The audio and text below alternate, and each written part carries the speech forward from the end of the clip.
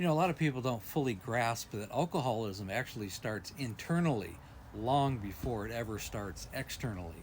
People just see it externally first and they think that's when it started. Like, for example, when a person gets a DUI driving under the influence, maybe in reality they've been drinking for 15 or 20 years and they've been drinking and driving for decades.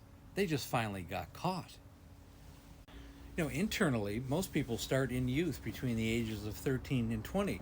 They drink internally because of peer pressure and they want to fit in, or maybe they've had abuse or trauma in their childhood, some kind of neglect.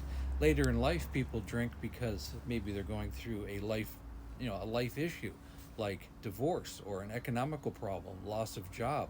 COVID certainly fit in. These are all internal problems. It's masking, the alcohol is masking what's really going on in their life and in their mind. These are the internal problems. They don't show up externally, sometimes for years and years later.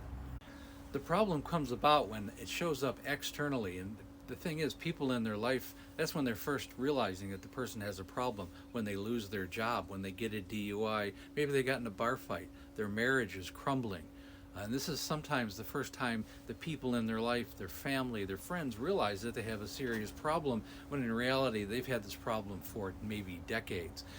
Internally, it didn't show up until external problems happened.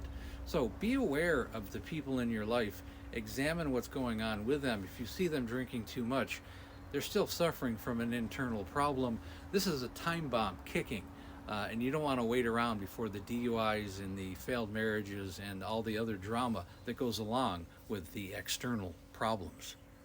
Now, people have to understand when the external issues start to show up because of alcoholism, things like loss of job, a person isn't able to show up in time, failed marriages, they're on their third DUI, arrests start to occur in that person's life.